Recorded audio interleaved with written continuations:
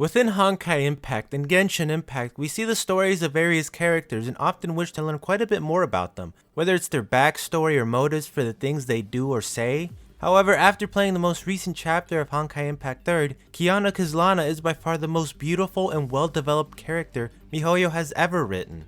But what makes a good character? Is it the story, their motives, the world they reside in? Often games have characters with deep and well-crafted lore that makes us root for or against them. From the beginning, we see Kiana as a sort of cocky young girl who loves to fight and has a crush on her best friend Mei. She often disobeys orders given to her and often gets herself into very tricky situations that could have easily been avoided. In a way, she reminds me of Ahsoka from Star Wars the first season. Both characters disobeyed and often came off as very annoying or bratty, only to later be taught very important life-changing lessons by either their friends or superiors.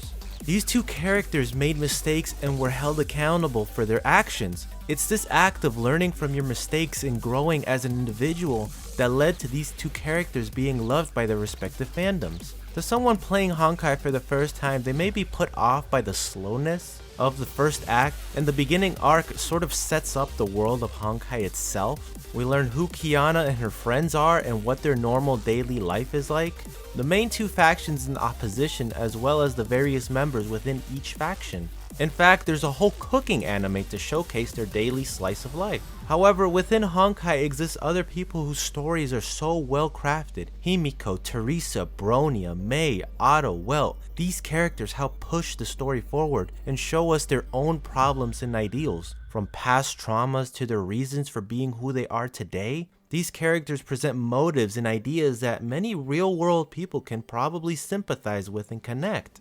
I often recommend reading the Honkai manga, as this details events that happen well before the main game, which gives some much needed backstory and lore about who these characters are and how they feel towards one another, often depicting emotions and feelings that sadly can only be seen in the manga for now, to the Honkai anime that is. I mean, there is a whole subplot about Siegfried Kaslana trying to discover his true Kaslana genes from his previous ancestor Kevin Kaslana, and I'm pretty sure you all know who Kevin is. Hell, there's even an entire section dedicated to the squad Snowwolf, A-rank Valkyries during the Second War, and it shows how they struggle with fighting against such impossible odds. The character Salome is beautifully shown as how she protects her friend Shinoub, and these moments within the manga are so beautiful and well done, and they definitely deserve to be read. I know if you've played the game and you've played the raid, you know what happens to Squad Snowwolf, but it does show how these characters in their final moments were and how they felt towards one another. Hell, Patricia Highsmith, another member of the Squad Snowwolf, I don't know why it's called Squad Snowwolf, it should be called the Snowwolf Squad, but whatever. Her sacrifice to protect these two, it's just amazing, and I feel like more people ought to look into it. Okay, enough about the manga, back on topic. Eventually, we learn that Kiana houses the Herrscher Void, a creature whose main goal is to destroy humanity by Siren's wishes. The deeper we delve into the story of Kiana, our main character, the more and more as an individual she starts to break and wither away. She saves her mother within a virtualized environment only to realize that that's what it was just an illusion. And no matter what, the past is stuck in the past. Her mother is and will always be dead. Once she is pushed over the edge with this sad fact, she as a character seemingly dies, her humanity torn away and replaced with the Herrscher Void, hell-bent on completely wiping out the world. The music that plays during her attack on humanity shows that her very existence as being something divine and omnipotent. Hell, even her weapon description calls her attacks commandments that pierce the sky.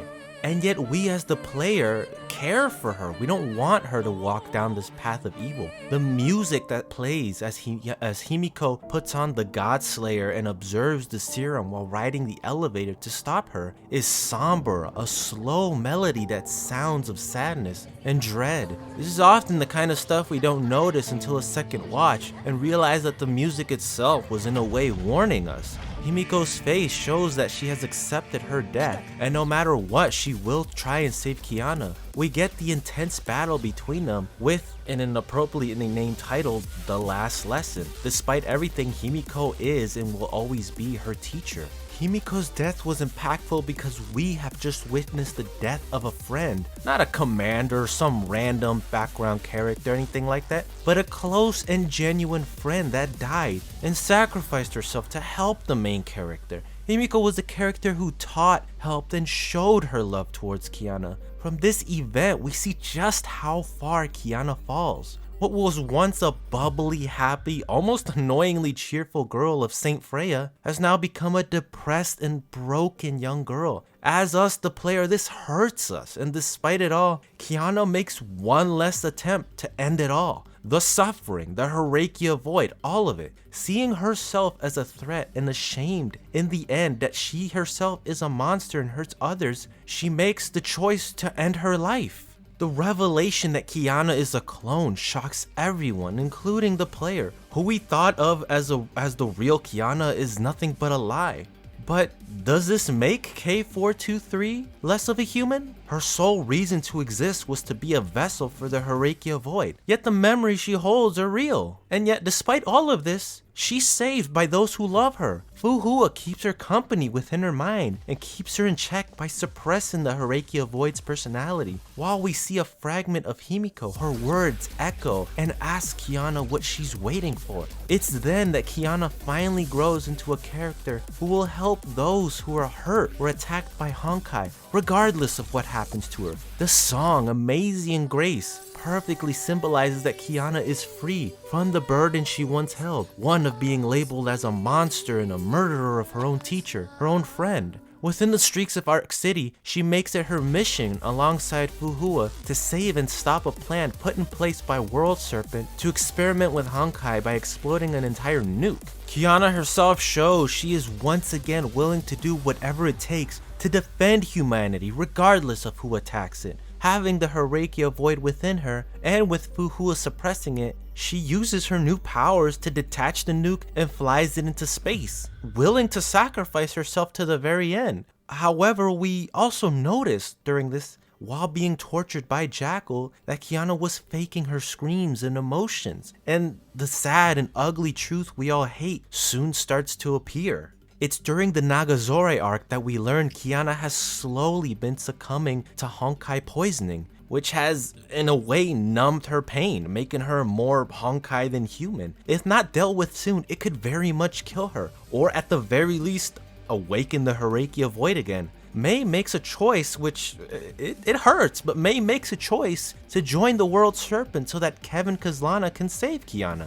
The decision and the future choices Mei makes hurt her as she confronts her own demons and fights Kiana, who disagrees with her choice to join such an evil organization. The battle between Mei and Kiana isn't one that's epic or amazing, it's one that's bittersweet. The fight between these two hurts because as two individuals who love and care for each other and would at no point stop to defend one another are now fighting each other. We know that what Mei is doing is to protect Kiana, but even with that information, this battle still hurts. The battle ends with Mei leaving Kiana to search for her own answers. When Kiana is at the Theater of Dominance, she confronts the Herrscher void, essentially confronting her inner demons and herself, and accepting them as who they are. Essentially, the Herrscher void being Siren's hatred for humanity, her disgust towards how humans have treated her ever since she was a little girl. Meanwhile, Kiana's side is Siren's want for love and affection. In fact, during the Honkai Impact manga, there's an entire arc that shows Siren being treated like a daughter by Cecilia and Siegfried. This entire arc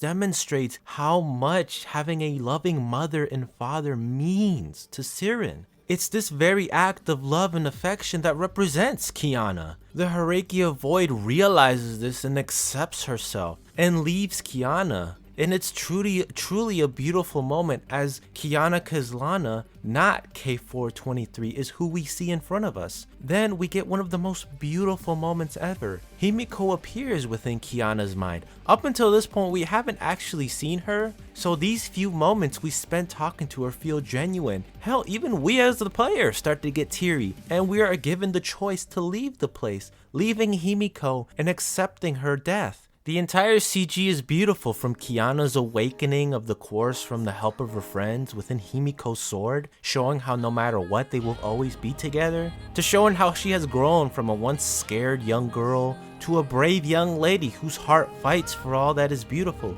She herself looks older and understands what her goal is, as well as what to believe in. The Hierarchy of Dominance at multiple times tries to break her spirit.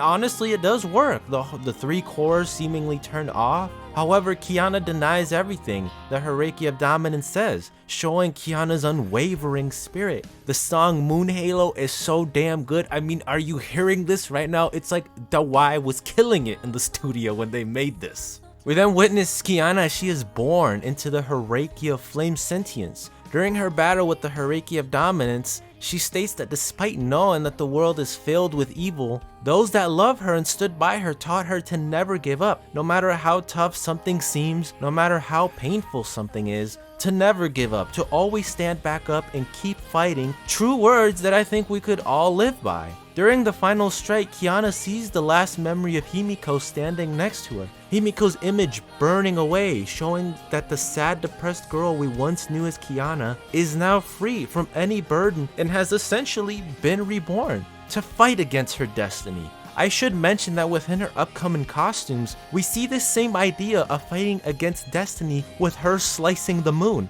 I believe this is symbolic to the future, where we are led to believe that she is either sealed in the moon with all of the Honkai or died fighting on the moon while being able to seal it. This idea of fighting against your pre-envisioned destiny is something that truly resounds within Kiana. From slicing the moon to never giving up, it's truly beautiful, and I recommend you play the game for the story.